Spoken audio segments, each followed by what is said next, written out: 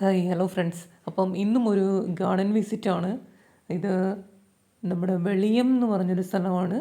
കൊല്ലം ജില്ലയിലെ വെളിയം എന്ന് പറഞ്ഞൊരു സ്ഥലത്തുള്ള ചെറിയൊരു ഗാർഡനാണ്. പക്ഷെ വളരെ വിലക്കുറവൊക്കെയാണ്. പ്ലാന്റ്സൊക്കെ കുറച്ചൊക്കെ ഉണ്ടായിരുന്നുള്ളൂ. അപ്പം അങ്ങനെ ഇത് കഴിഞ്ഞ ദിവസം ഞാൻ ക്ഷേത്രത്തിൽ പോയിട്ട് തിരിച്ചു വന്ന വഴി വെളിയം എന്ന് പറഞ്ഞ സ്ഥലത്ത് കയറിയതാണ്. അതായത് കൊട്ടാരക്കര കഴിഞ്ഞിട്ടാണ് വെളിയം. അപ്പം ഇവിടെ കുറേ പ്ലാന്റ്സ് ഉണ്ടായിരുന്നു. ഫെലിനോപ്സിസ് ഓർക്കിഡ്, ഡെൻഡ്രോമിയം ഓർക്കിഡ്, കുറേ ടൈപ്പ് ഓഫ് എന്താ പറയുക റോസുകൾ. പക്ഷേ ഇപ്പം സ്റ്റോക്ക് കുറവാണ്. അവർക്ക് പുതിയ സ്റ്റോക്ക് ഇന്ന് വൈകിട്ട് വരും. അപ്പോൾ അതിന് വേണ്ടിയിട്ട് അവിടെ എല്ലാം ക്ലിയർ ആക്കി. നോക്കൊരു റോസയ്ക്ക് എന്ത് മൊട്ടെന്ന് നോക്കി, ഈശ്വര നിറച്ച മൊട്ട്, നല്ല ഭംഗിയായിട്ടുണ്ട്. നല്ല റോസ്,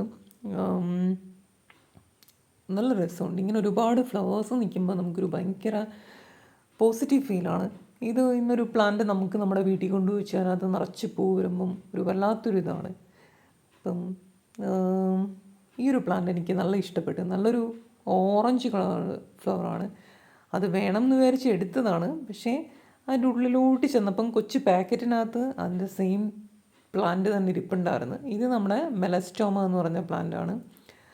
അതിൻ്റെ മരം എൻ്റെ വീട്ടിൽ നിൽപ്പുണ്ട്. ഇത് കുറേ തരം തെറ്റികളൊക്കെയാണ്. തെറ്റികൾ കൊള്ളാം.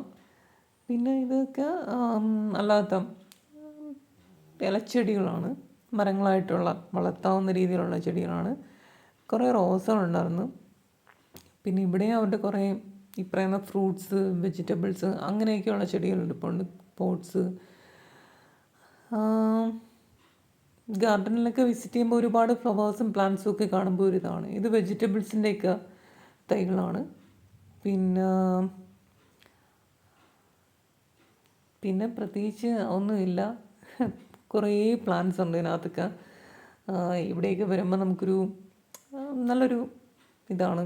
കുറച്ച് സമയം പോക്കും. പിന്നെ കുറച്ച് ഈ പ്ലാന്റ്സൊക്കെ ഇങ്ങനെ ഒരുമിച്ച് നിൽക്കുന്ന കാണുമ്പോൾ ഒരു സന്തോഷമാണ്.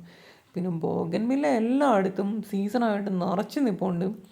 ഇവിടെ ഒരുപാട് കളർ ബോഗൻവില്ല ഉണ്ട്. അതൊരു മരങ്ങൾക്കുള്ള ബോഗൻവില്ല, ഒരുപാട് ഗ്രാഫ്റ്റ് ചെയ്തേക്കുന്ന പല കളറിൽ ഫ്ലവറുള്ള ബോഗൻവില്ലേസ് ഒരു പ്ലാന്റിൽ തന്നെ. അങ്ങനെയും ബൊഗൻവില്ലയൊക്കെ ഇപ്പം കുറച്ച് കോസ്റ്റ്ലിയാണ്. പണ്ട് ഈ ബൊഗൻവില്ലയൊക്കെ പ്രത്യേക കാട് പിടിച്ച് കിടക്കുമായിരുന്നു. ഇപ്പോൾ ഒരു സാധാ നാടൻ ബൊഗൻവില്ല മേടിക്കണമെങ്കിലും 200 രൂപയ്ക്ക് കൂടുതലൊക്കെയാണ് ഇവർ ചോദിക്കുന്നത്, ഒരു ചട്ടിക്കകത്താക്കിയിട്ട്.